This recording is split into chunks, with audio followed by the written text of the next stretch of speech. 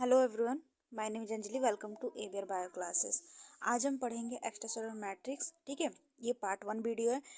इस क्लास में हम पढ़ेंगे एक्स्ट्रासेलुलर मैट्रिक्स के बारे में, एक्स्ट्रासेलुलर मैट्रिक्स के कंपोनेंट्स देखेंगे और इसका एक स्ट्रक्चरल प्रोटीन भी देखेंगे जिसे फाइब्रस प्रोटीन भी कहते हैं। ठीक है, अगली क्लास में हम मैट्रिक्स पॉलीसेकेराइड और एडहेशन प्रोटीन और सेल्स और एक्स्ट्रासेलुलर मैट्रिक्स के बीच में जो इंट्रैक्शन होता है उसकी स्टडी करेंगे। ठीक है, वो पार्ट 2 होगा हम लोगों का। सेलुलर मैट्रिक्स, सेल से एक्स्ट्रा, मैट्रिक्स मतलब जेल लाइक सब्सटेंस। ठीक है, तो एक्स्ट्रा सेलुलर मैट्रिक्स क्या है? Gel like substance that surrounded animal cells and tissue. Extra cellular matrix क्या है? एक जेल लाइक सब्सटेंस है जो एनिमल सेल्स और टिश्यू को सराउंड करता है। ठीक है, जैसे कि प्लांट सेल्स में सेल वॉल प्रेजेंट होती है, सेल को प्रोटेक्ट करके रखती है, सेल को एक्सटर्नल इन्वायरमेंट से सेपरेट करती है।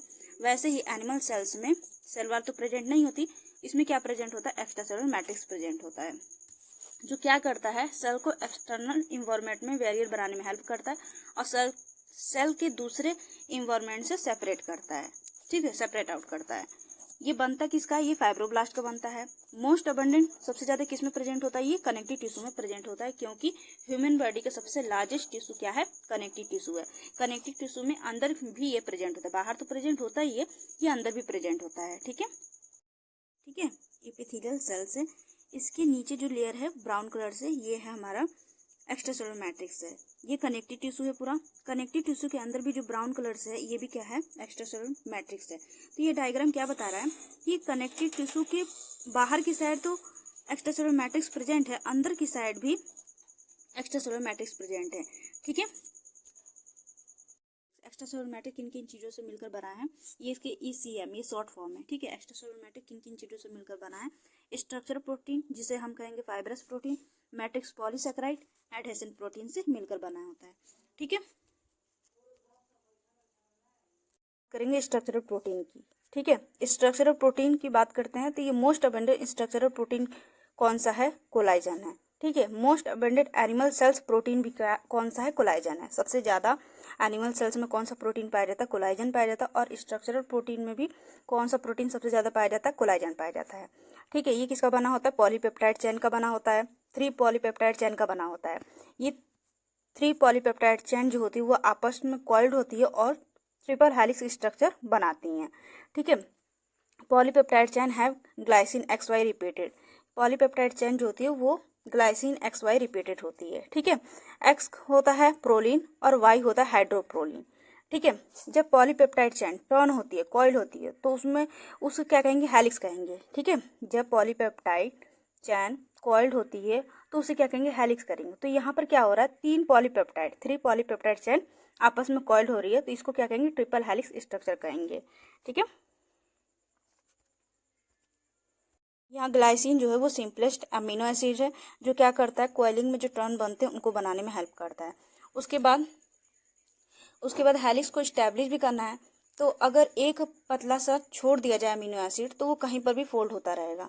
तो रिजिडिटी देनी है, तो प्रोलीन और हाइड्रोप्रोलीन का जो स्ट्रक्चर होता है वो रिंग स्ट्रक्चर होता है। ये क्या करते हैं? हेलिक्स को स्टैब्लिश करते हैं। ठीक है, कहाँ प्रेजेंट है? ये सेल्स के बाहर प्रेजेंट है।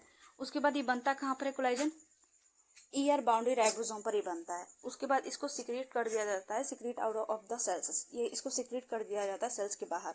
ठीक है, तो कोलाइजन जब बनता है तो उसमें कुछ एडिशनल सीक्वेंसेस होते हैं N टर्मिनल और C टर्मिनल पर। ठीक है, तो जब उनको सिक्रीट कर दिया जाता है बाहर, तो N टर्मिनल और C टर्मिनल पर जो सीक्वेंसेस होते हैं, एडिशनल सीक्वेंसेस होते हैं, उनका क्लीव ऑफ हो जाता है। ठीक है, तो N टर्मिनल और C टर्मिनल पर, N टर्मिनल पर काम करता है N प्रोटीएसिस और C टर्मिनल पर काम करता है C प्रोटीएसिस काम करता है। ठीक है, उसके बाद क्या होता है? कोलाइजन फाइब्रिल्स बनते हैं। कैसे बनते हैं? कोलाइजन आपस में जुड़ते हैं बाय कॉन्वलेंट लिंकेज से और बनाते हैं फाइब्रिल्स। कोलाइजन फाइब्रिल्स बनाते हैं। क्या है? कोलाइजन है। ठीक है, कोलाइजन जो है वो ट्रिपल हेलिक्स स्ट्रक्चर बनाते हैं। ग्लाइसिन XY रिपीटेड होता है। ठीक है, ग्लाइसिन XY रिपीटेड होता है।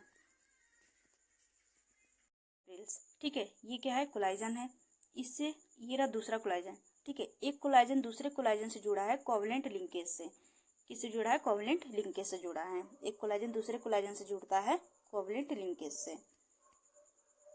टाइप ऑफ कोलाजन प्रेजेंट होते हैं, ठीक है। उनमें से मोस्ट अबंडेंट टाइप 1 होते हैं, ठीक है।